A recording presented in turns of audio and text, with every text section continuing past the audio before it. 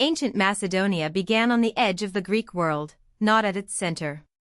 Its homeland lay in the northeastern part of the Greek peninsula, bordered by Epirus, Illyria, Paeonia, Thrace, and Thessaly. That position shaped everything about it. Macedonia was close enough to the Greek city-states to share language, religion, and cultural ties, but far enough from Athens, Sparta, and Thebes to develop a different political personality. While many southern Greeks built their identity around independent city-states, Macedonia remained a kingdom. Power was organized around kings, noble families, land, horses, armies, and border politics. To outsiders, this made Macedonia seem rough, peripheral, and less prestigious. But the same frontier environment also gave it advantages. It had space to expand, access to resources, and a political system that could concentrate power quickly when the right ruler appeared. The early Macedonian monarchy was ruled by the Argead dynasty, a royal house that anchored the kingdom's legitimacy for generations. Its old capital, Aigai, was not only a place of government. It was a dynastic and ceremonial center, tied to royal burials, public authority, and the memory of the ruling family. Macedonian kings held enormous power compared with leaders in many Greek city-states. They commanded armies, conducted diplomacy, controlled resources, and stood at the center of religious life. Yet kingship was not simply a crown resting safely on one man's head. A Macedonian king had to prove himself through war, generosity, and leadership. Nobles, companion warriors, and the army mattered. If a ruler failed to protect the kingdom or reward loyalty, his position could become fragile. This made Macedonian politics intensely personal and military, a world where authority had to be constantly demonstrated. Before the 4th century BC, Macedonia was not the dominant power later generations would remember. It was a relatively small kingdom, overshadowed by the famous city-states of southern Greece. Athens had naval strength, wealth, and cultural influence. Sparta had a terrifying military reputation. Thebes briefly rose to major power after breaking Spartan dominance. Macedonia, by contrast, often survived by balancing stronger neighbors, making alliances, paying tribute, and exploiting opportunities when rivals were distracted. At times, it even fell under the influence of the Achaemenid Persian Empire. This early vulnerability is important because Macedonia's later rise was not inevitable. It came from a kingdom trained by insecurity. Its rulers learned to negotiate, adapt, and move quickly. The old city-states often fought over honor and autonomy. Macedonia learned a colder lesson: survival belonged to whoever could unite resources, soldiers, and timing. The transformation began under Philip II, who ruled from 359 to 336 BC. When he came to power, Macedonia faced danger on multiple fronts, but Philip turned crisis into reform.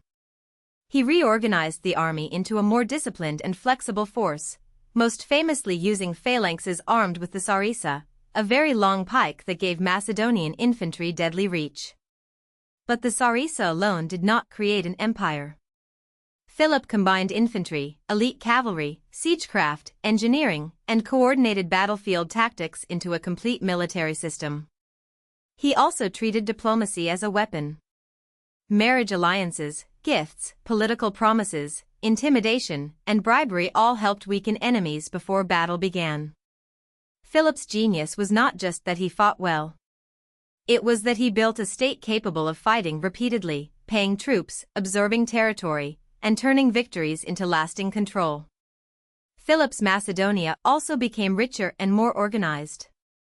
The capital at Pella reflected a kingdom increasingly connected to the wider Greek world and better positioned for administration.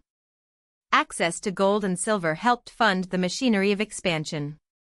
Mines supported coinage, armies, political rewards, and eventually even naval ambitions. This mattered because ancient power was expensive. Soldiers had to be trained and paid. Allies had to be persuaded. Fortresses had to be taken. Campaigns had to continue beyond a single dramatic battle. Philip used wealth to make reform permanent. At the same time, he presented himself not merely as a conqueror, but as a leader within Greek affairs. His larger goal was to dominate Greece and then direct its energies against Persia. To do that, he needed victory, but he also needed legitimacy. Macedonia had to look like the organizer of Greece, not just its master. The decisive break came at the Battle of Chaeronea in 338 BC. There, Philip's forces defeated the combined strength of Athens and Thebes, two of the most respected powers in the Greek world. The battle marked more than a military defeat for the old city-states. It showed that the political age they had dominated was ending. After Chaeronea, Philip organized a federation of Greek states under Macedonian leadership. The cities still existed and kept elements of their identity, but their freedom of action was now limited by Macedonian power. This was a remarkable reversal.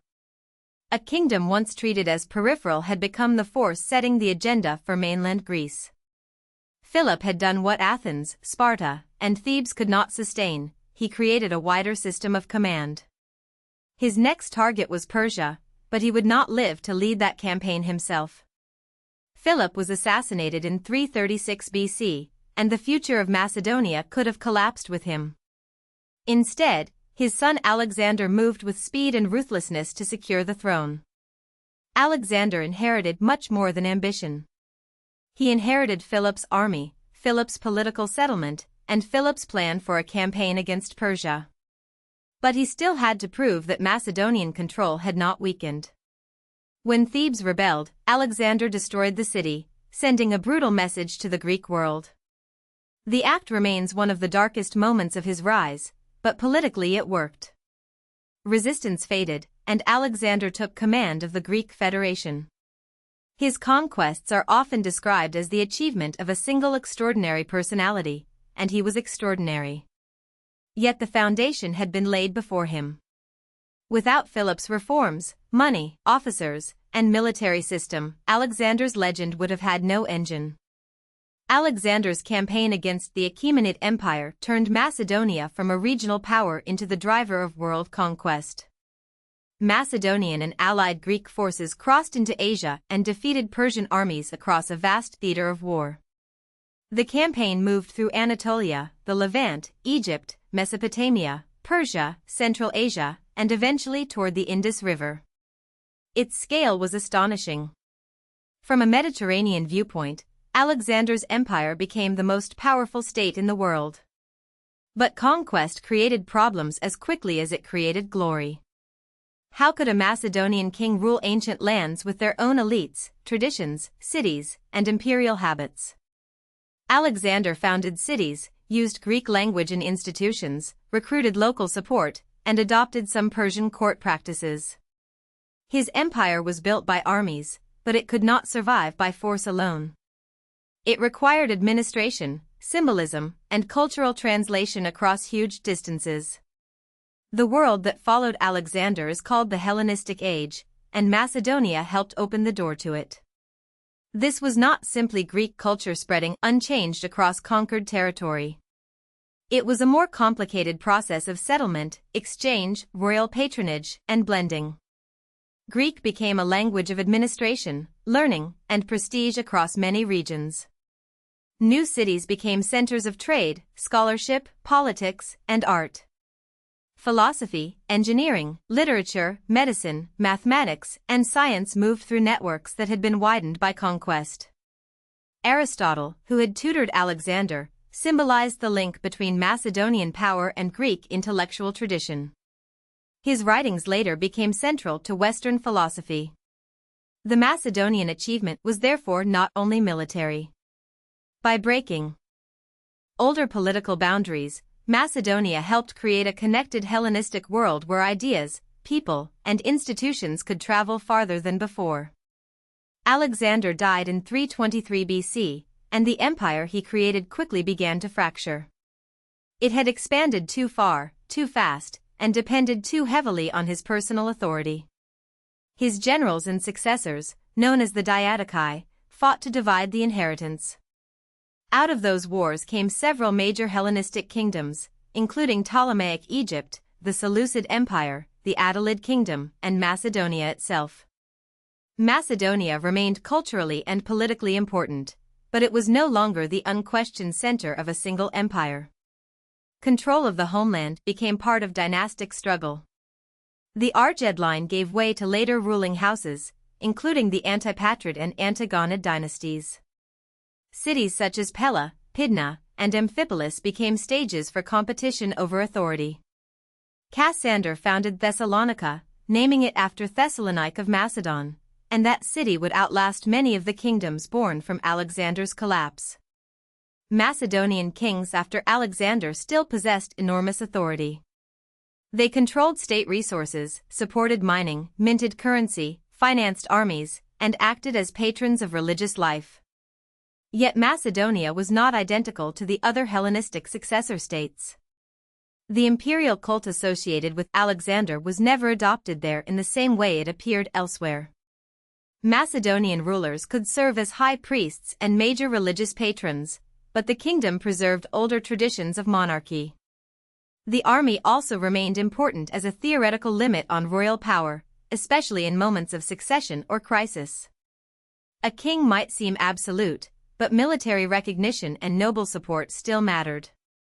Some cities within the Macedonian Commonwealth also enjoyed meaningful autonomy, including democratic assemblies. This made Macedonia politically layered, a monarchy with strong kings, powerful military traditions, religious authority, and pockets of local civic self-government. Macedonia's final decline came as Rome rose to dominate the Mediterranean. The Macedonian Wars gradually broke the power of the Antigonid Kingdom. In 168 BC, at the end of the Third Macedonian War, the monarchy was abolished and replaced by Roman client arrangements. A final attempted revival during the Fourth Macedonian War failed between 150 and 148 BC, after which Rome established the province of Macedonia. Yet Rome did not erase Macedonia's historical impact. This frontier kingdom had transformed Greece, enabled Alexander's conquests, and helped launch the Hellenistic age. It had shown how monarchy, military reform, wealth, and diplomacy could overpower the older city-state system. Its story is one of historical reversal. The kingdom once dismissed as peripheral became the force that defeated Greece's old powers, overthrew Persia, and shaped the world that Rome would later inherit. If you found this helpful, please like this video and subscribe for more explainers.